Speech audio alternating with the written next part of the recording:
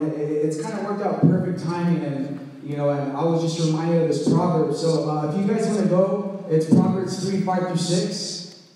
Proverbs 3:5-6.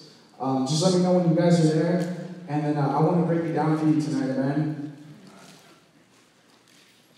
It's quiet tonight, amen. Or is it just me?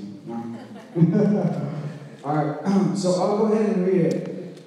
So tonight, the title of what I want to share tonight is Trusting When You Don't Understand. Come on. I don't know if anybody's ever been in that situation, or anybody has ever been in that season where you're trusting when you don't understand. Because for me, I like to do things. When I like to do things, I like to understand what's going on. I don't like to do things just to do things, right? But for those of you that have been saved for a bit, you guys know that sometimes the Lord's pretty opposite of that. He'll take you and put you into situations that you don't understand, but you have to trust God.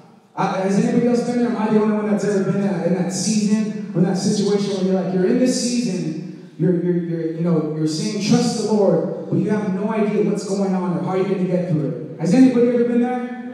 Right? Okay. I want to make sure I'm not the only one. So I'll read it to you. So trust in the Lord with all your heart, and do not depend on your own understanding. Seek His will in all you do, and He will show you which path to take. And I thought about this, and one thing, for me at least, I feel like the biggest threat when it comes to trust is fear. Right? Am I the only one? The biggest threat to trust is fear, because you start overthinking. You start thinking, oh, how am I going to get through this? Or how am I going to pay this bill? Or how am I going to get my next meal, right? That's fear. Fear starts to begin to come into your mind, and you start overthinking. You start thinking, how am I going to get through this? Right? And it's funny, the King James Version says, in the King James Version it says, fear not and be not afraid 103 times. 103 times it says that in the word. Do not fear, what was it? Fear not and be not afraid. So I think the Lord and whoever was writing the books of the Bible understood something, that us as a people, we go through fear at times. Right? And in the Proverbs, it's saying, trust in the Lord. Even though sometimes our understanding may be completely different from what the Lord's saying. Right? We may look at the situation and say, how am I going to get through this? My understanding tells me I can't get through this trial. My understanding tells me I can't get through this situation. But what Jesus tells us, He tells us different. He says, don't depend on your own understanding. Come on. Let me say that again. Don't depend on your own understanding. Right? Because when we're led by the Spirit, because the next part of that scripture says, seek His will in all you do. Right? And one thing I noticed is that for me to be in God's will, I got to be led by the Holy Spirit. That's right. Because if I lean on my own understanding, trust me, you will not be in His will. Right? Because we would have made bad decisions. We would have done this. We would have done that. But by the grace of God, but by the Holy Spirit, He's guided us into a path that led that path to Him. Right? Am I speaking to someone tonight? Right? Okay, I want to make sure I'm not the only one. And I share that because, I want to share a quick testimony. I know I opened up with what God's did. I'm going to be honest. This past year or two has been very difficult for me. I felt like I was in a season of dryness, a season of just, financial wise, and man, Lord, where are you? Has anybody ever been there? Raise your hand if you've ever been there. Right? Okay. I'm in Praise Chapel, so we've all been there, right? So I remember I was in a season, and I remember I constantly, I opened up to, a few of my friends and, my pastor. And I was accountable.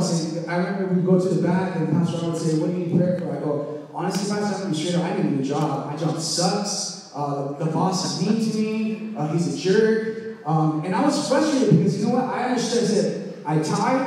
I've never missed a tithe. I always give my offerings. I give above and beyond. So, as for me, I'm going to be honest, I was a little frustrated.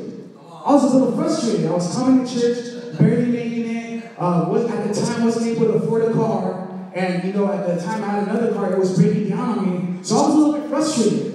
Right? So I'm sure you guys see me crying and on stage and on my knees. But I was going through a season. I was going through a season, and I didn't understand at the time, but this is one, it's funny.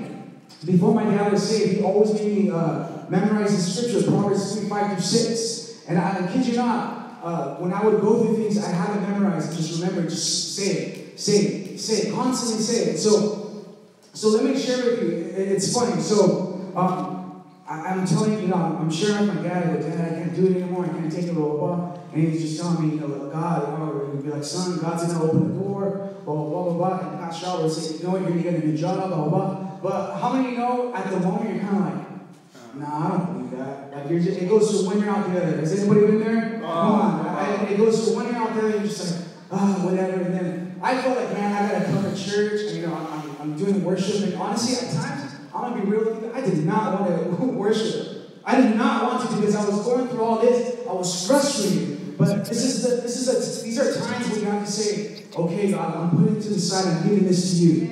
Right? I'm worshiping you, God, no matter what. And it's funny, right? And so this week, I'll remember like it was yesterday. My boss was just hammering, and finally, he fired me. He fired me. I remember it clearly. It was on a Thursday. He fired me, and I remember, I go, man. I was saved up. I got a car, right? And it was literally a week before I got a car. I got fired. And I go, okay, this is some serious stuff now. I gotta hit the fire alarm or something, God. I need something. I need a miracle. And so I remember I got fired, and I was so discouraged. I said, man, Lord, what the heck? Literally, if I'm gonna be real with you, I said, man, what the heck? Like, I was so frustrated. I remember I got fired, and it's funny. There was this agency. I don't know if you guys ever heard of agencies. There was an agency down the street from my work, and I'd been there years ago. And I go, man, should I go to the agency, blah, blah, blah. But I'm going to be real with you. I don't want to humble myself. I said, no, God, no, I'm not going to do it. I'm not going to go through an agency. Like, no, you're going to provide it for me. And I felt in my spirit, said, no, go to that agency. And I'm going to be honest, I was mad. I was frustrated. I went there with a bad attitude. I'm going to be honest with you. I went there. I submitted my resume. I let them know my situation. I said, okay, cool. We'll go ahead and, we'll keep in touch. The next day, they called me. They brought me in. And, they liked who I was, and blah, blah, blah. They're like, hey, you know what? An opportunity opened up in Laguna Niguel. And right away I was like, man, that's far, dude. I'm like, oh, Lord Jesus, have mercy. And so they're telling me the pay rate, and I was like, okay. And they're like, oh. And then they said, it's only for a 2-week project. So it's like, I go, do I really want to waste my miles, my gas, on a 2-week project? I go, nah. And I left, I was like, I'll think about it. But in my mind, I'm like, no, I'm not doing it. I'm not doing it. I don't know if anybody's ever done that, but I was like, no, I'm not doing it. I was like, oh yeah, I'll think about it. No, I'm not doing it. And so I remember I left. I walked out that door. I remember I went home so discouraged. And then, I was just like, no, I'm not doing it. I'm looking for jobs. And I really felt in my spirit. The Holy Spirit said, take that job. And, again, hopefully I'm not the only one, but when the Holy Spirit speaks, you act like you don't hear him. I don't know if anybody's ever did that. But I did that, and I felt it in my spirit, and literally I was just, did you guys hear that? I didn't hear anything. And so that's literally how I was with the Holy Spirit until I go, all right, God, and I felt peace. I was like, all right, I'll do it, whatever. And again, I was like, I did it with a bad attitude. Like, all right, God, whatever.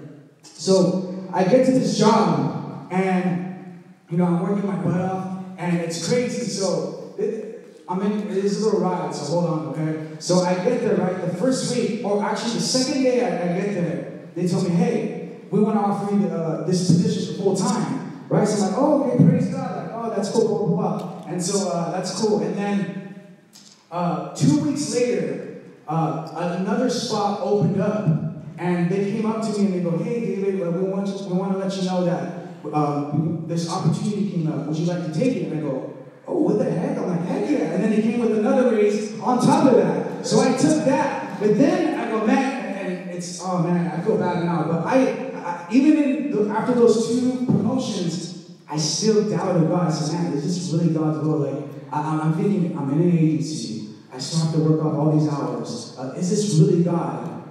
And here's what God blew me away. So in my previous position, you had to stay there at least 7 to 8 months before you got to the front desk. And before you went to the front desk, you would have to go to the phones, then the front desk, right? And so I'm working at I remember exactly, I remember clearly, I called my dad that day, and I was like, man, this is God.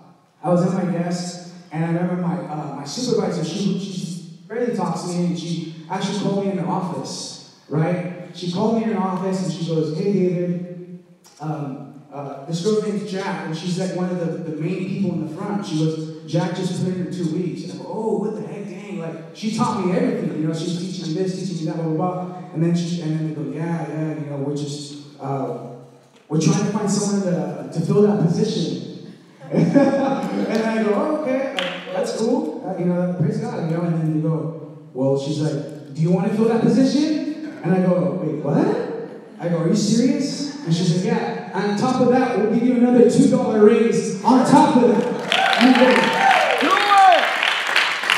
and I go, oh, I did it. And so I did it twice. I did it, but it's funny because if you know, the scripture says, seek His will in all you do. And can I be honest with you? My understanding told me, don't take that job. My understanding told me, that's just another job. My perception told me that, hey, they're just going to give you 2 weeks and that's it, you're going to get another job. But see, if I would have leaned on my own understanding, I wouldn't have been blessed. See, that's why it's crucial to be sensitive to the Holy Spirit and to not seek your will, but His will.